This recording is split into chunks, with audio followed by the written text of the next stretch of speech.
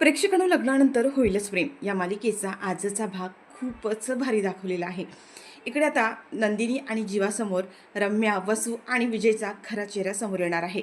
म्हणजे जो काही नंदिनीचा अपघात झाला होता, तो अपघातामागे दुसरा तिसरा कोणी नाही तर या तिघांचाच हात आहे.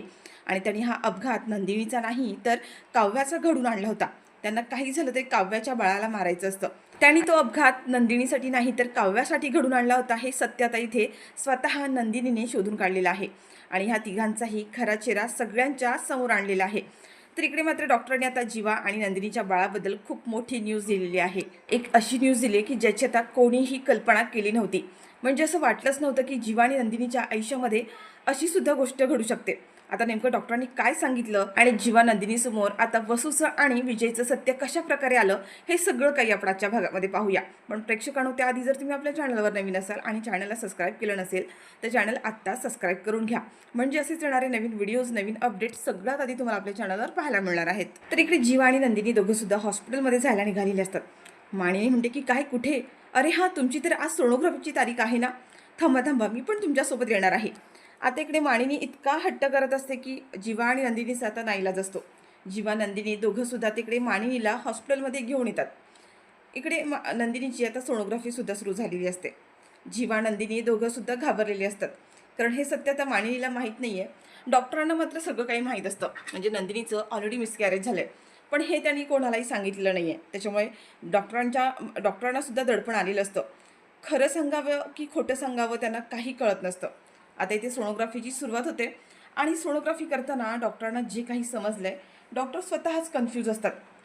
नक्की हा काय प्रकार आहे? आता डॉक्टरांना असं वाटत असतं की नंदिनी कदाचित खाऊन पिऊन आलेली आहे, म्हणून त्यांना काही व्यवस्थित क्लिअर कळत नाही आहे. कारण नंदिनीचं मिसकॅरेज झालेलं असतानासुद्धा ह्या अशा गोष्टी कशा काय सोनोग्राफीमध्ये दिसू शकतात? डॉक्टर आता इथे नंदिनीला म्हणतात की नंदिनी, तुम्ही काही खाऊन वगैरे आलात का? नंदिनी म्हणते की हो, मी ब्रेकफास्ट करून आली आहे. नंदिनी म्हणते की काय झालं डॉक्टर, काही प्रॉब्लेम आहे का?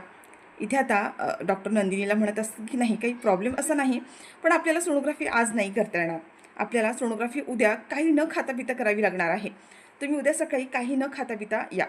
आता इथे मानिनीसुद्धा म्हणते की डॉक्टर काय झालं, काही प्रॉब्लेम आहे का? काही प्रॉब्लेम तर नाही आहे ना? इथे आता डॉक्टर म्हणतात की काही सांगू शकत नाही, कारण सोनोग्राफी नीट होत नाही आहे.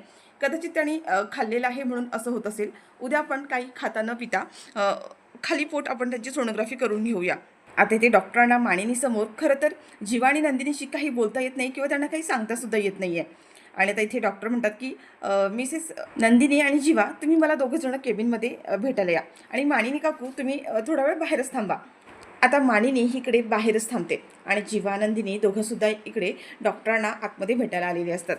इकडे नंदिनी डॉक्टरांना म्हणते की डॉक्टर काय झालं, काही सिरियस आहे का? डॉक्टर म्हणतात की मी काल तुम्हाला म्हणाले खरं की तुमची आई होण्याचे चान्सेस फार कमी आहेत आणि तुमचं मिसकॅरेज झाले हेही खरं आहे. पण आज सोनोग्राफीमध्ये काही कळत नाही आहे, काहीतरी वेगळंच असं मला जाणवलं. म्हणजे मला कळत नाही की नेमकं मी डॉक्टर असून सुद्धा मी गोंधळलेली आहे. जीवा म्हणतो की डॉक्टर, तुम्ही प्लीज क्लिअर काय ते सांगाल का? आम्हाला तुम्ही काय बोलताय काही कळत नाही आहे. जीवा नंदिनी आता दोघंसुद्धा घाबरलेले असतात. त्यांना डॉक्टरांना नेमकं काय सांगायचं कळत नाही आहे. डॉक्टर म्हणतात की हो, मी तुम्हाला स्पष्ट सांगते, तुमचं मिसकॅरेज झालं मिस नंदिनी, पण तरीसुद्धा आज सोनोग्राफीमध्ये तुमच्या गर्भामध्ये काहीतरी हालचाल जाणवली. मला कळत नाही की हे असं कसं होऊ शकतं. आणि म्हणूनच मी म्हणाले की उद्या तुम्ही काहीही न खाता पिता या. आपण पुन्हा एकदा सोनोग्राफी करून घेऊया. म्हणजे नक्की काय आहे ते आपली खात्री पटेल आणि जी काही आपली शंका आहे ती क्लिअर होईल. आता जीवाच्या मनात काहीतरी पॉझिटिव्ह होप्स असतात. जीवा म्हणत असतो की म्हणजे, तेव्हा आता इथे डॉक्टर म्हणतात आपण आधीच कोणत्याही शंका किंवा कोणतेही तर्क लावायला नको. उद्या तुम्ही यांना काही न खाता पिता सकाळी लवकरच सोनोग्राफीला घेऊन या. म्हणजे त्यांनासुद्धा जास्त वेळ उपवाशीसुद्धा राहायला नको. आता जीवानंदिनी दोघंसुद्धा बाहेर येतात. दोघांच्याही चेहऱ्यावर स्माईल असते, कारण बाहेर मानिनी त्यांना प्रश्न विचारणार हे आधीच माहीत असतं. आता जीवानंदिनीच्या चेहऱ्यावरचं हसू आणि आनंद पाहून मानिनी म्हणते की तुम्ही दोघंसुद्धा हसतच बाहेर आलात, म्हणजे नक्कीच काहीतरी चांगलं असेल. बरं ठीक आहे, काही हरकत नाही. डॉक्टरांनी उद्या सोनोग्राफीला बोलवलं आहे ना, आपण उद्या सोनोग्राफी करून घेऊया. आणि आता हे सगळेजणं घरी येतात. तर इकडे विजय आणि आता इथे वसुहत्या या दोघांमध्ये बोलणं चालू असतं. विजय म्हणतो की एवढा मोठा अपघात घडून आणला तरी ह्या नंदिनी आणि जीवाने आपल्याला काहीही सांगितलं नाही आहे आणि त्यांचं बाळसुद्धा गेलं असं वाटत नाही आहे. कारण त्यांचं बाळ गेलं असतं तर त्या दोघांनी खूप मोठा आक्रोश केला असता आणि त्यांनी गोष्ट कधीच घरात सगळ्यांना समजली असती. आणि आज तर मानुनी काकूने मातृदिनाच्या गर्भवती बायकांना पार्टीसुद्धा ठेवली होती. याचा अर्थ नंदिनीचं बाळ सुखरूप आहे. असं म्हणते की विजयराव, तुमचं एकही काम धड होत नाहीये, एकही वार बरोबर लागत नाहीये. तुम्हाला कळतंय का? आतापर्यंत किती वेळा प्रयत्न केले, सगळे प्रयत्न अनसक्सेस झालेत. ती काव्या कोणतं नशीब घेऊन आली काही कळतच नाहीये. इथे आता विजय म्हणतो की काही हरकत नाहीये, आपल्याला असंही नंदिनीला किंवा नंदिनीच्या बाळाला कोणती इजा पोचवायचीच नव्हती. आपलं टार्गेट आहे ते फक्त काव्या, आणि त्याच्यामुळे ठीक आहे, नंदिनी वाचली, तिचं बाळ वाचलं, काहीच हरकत नाहीये. आपण काव्याच्या बाबतीत पुन्हा हा प्रयत्न करू शकतो. आणि ह्या वेळेला माझ्या डोक्यामध्ये भन्नाट प्लॅन आहे. आणि आता इथे विजय आहे, तो त्याच्या डोक्यातील असलेला जो प्लॅन आहे ते वसूला सांगत असतो. आणि तेव्हाच मात्र तिथून जाणारी जी नंदिनी आहे, नंदिनीने वसू आणि विजयचं बोलणं ऐकलेलं. तिच्या कानावर आता अपघाताचा विषय निघालेला असतो आणि म्हणून आता ती तिथे थांबते आणि ऐकते. त्यावर विजय आता इकडे म्हणत असतो, त्या दिवशी जर नंदिनी मध्ये आली नसती तर त्या काव्याचं बाळ कधीच या जगातून निघून गेलं असतं. पण प्रत्येक वेळेला ही नंदिनी मध्ये येते. पण माझा पुढचा घाव आता पक्का असणार आहे. 100% मी पुढचं काम पक्कं करणार आहे. आता हे सगळं काही नंदिनीने ऐकून तिला खूप मोठा धक्का बसलाय. म्हणजे तिला आता कळतं की म्हणजे आपला जो झालेला अपघात हा विजयने आणि वसुहत्येने घडून आणलेला आहे. आणि त्यांना माझा अपघात नाही तर काव्याचा अपघात घडवून आणायचा होता. त्यांना काव्याच्या बाळाचा जीव घ्यायचा होता. आता नंदिनी कसलाही वेळ न घालवता लगेचच येऊन हे सगळं काही जीवाला सांगते. जीवाला ऐकून सुद्धा आता खूप मोठा धक्का बसलेला आहे. म्हणजे हे सगळं कारस्थान वसूचं आणि विजयचं. जीवा म्हणतो की मी त्या दोघांना सोडणार नाही आहे. नंदिनी म्हणते की थांबा जीवा, आपल्याला फक्त मी आता त्यांचं बोलणं ऐकलं आहे, आपल्याकडे कोणताही पुरावा नाही आहे. जर विजयला आणि वसुहत्याला जर खरंच या सगळ्यामागे त्यांचा हात असेल तर आपल्याला पुरावा शोधून काढायलाच हवा आणि त्यांना शिक्षाही व्हायलाच हवी. त्यांनी आपल्या बाळाचा जीव घेतला आहे, आपल्या बाळाला आपल्यापासून लांब केलं आहे. या माणसांना, या दोघांना मी आता सोडणार नाही आहे. आणि जीवा म्हणतो की आजच्या आज मी या दोघांचा बंदोबस्त करून टाकणारच आहे. जीवाने आता ज्या ठिकाणी नंदिनीचा अपघात झाला होता त्या ठिकाणीचा जाऊन आता चौकशी करतो आणि तिथे CCTV फुटेज आहे का त्याचं चेक करतो.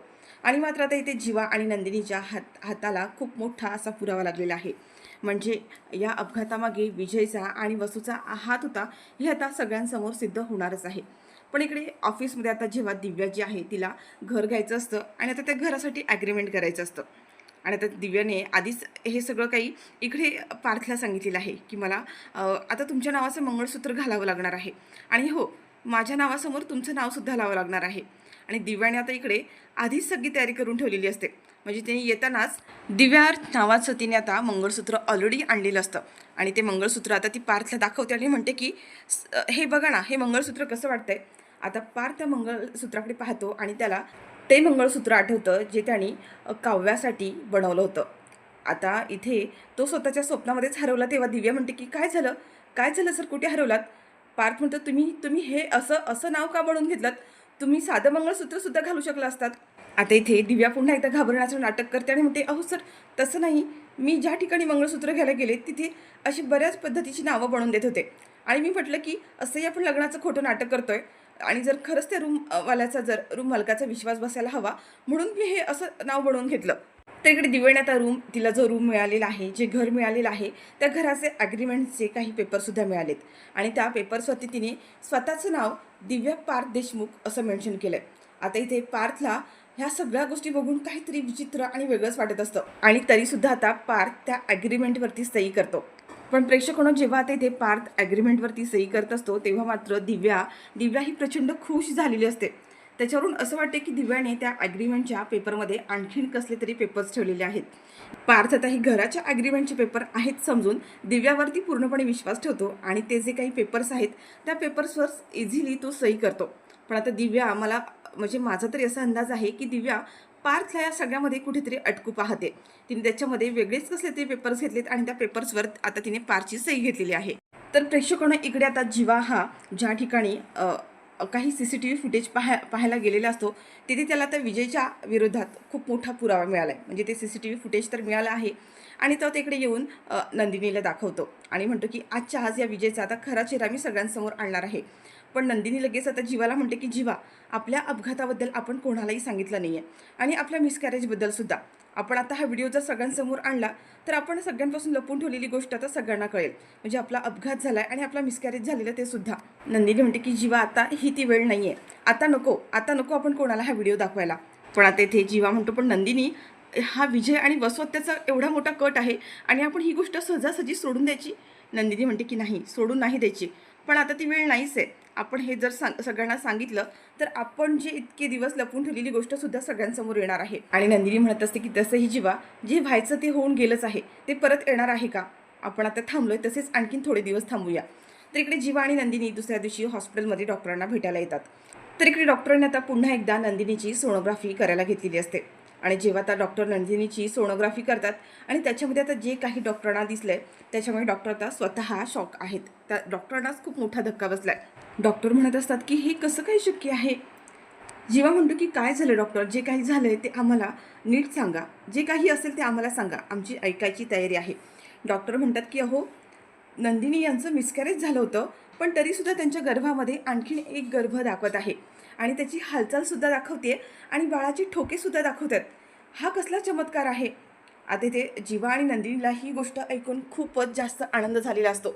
म्हणजे नंदिनीच्या पोटामध्ये आणखीन एक बाळ आहे आणि नंदिनी आणि जीवा आई बाबा होऊ शकतात.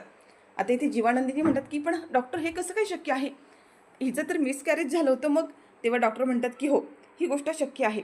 कदाचित त्यांच्या गर्भामध्ये 2 गर्भ होते असतील आणि एका गर्भाचं मिसकॅरेज झालं आणि त्यांच्या पोटामध्ये एक गर्भ अजूनही तसाच आहे. खरं तर मला आपण काल जी सोनोग्राफी केली ना त्याच्यामध्येच डाऊट आला होता. पण मानिनी यांना तुमच्या अपघाताबद्दल काहीच माहीत नव्हतं आणि म्हणून मला त्यांच्यासमोर काही बोलताही आलं नाही आणि काही खात्रीसुद्धा करून घेता आली नाही. पण आज मी सोनोग्राफी अगदी नीट केली आणि त्याच्यामध्ये एक खरं दिसतंय की नंदिनी यांच्या पोटामध्ये अजूनही एक बाळ वाढतंय. आता मात्र नंदिनी आणि जीवाला खूप मोठं सरप्राईज आणि खूप मोठी न्यूज मिळाली आहे.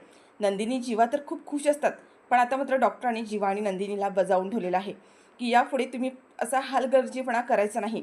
नंदिनी 2 वेळा तुमचं मिसकॅरेज होता होता वाचलेलं आहे. 2 वेळा तुमचं बाळ वाचलंय. देव पुन्हा पुन्हा असे चमत्कार घडून आणत नाही आणि पुन्हा पुन्हा ह्या गोष्टी अशा होत नाहीत. त्याच्यामुळे तुम्हाला पूर्णपणे स्वतःची काळजी घ्यायची आहे. यापुढे अशी कोणतीही चूक होणार नाही आहे याची काळजी घ्या. आणि हो, प्रत्येक वेळेला प्रत्येक पाऊल ठेवताना सगळ्यात आधी पहिला म्हणजे बाळाचा विचार करायचा, म्हणजे अशा गोष्टी होतच नाहीत.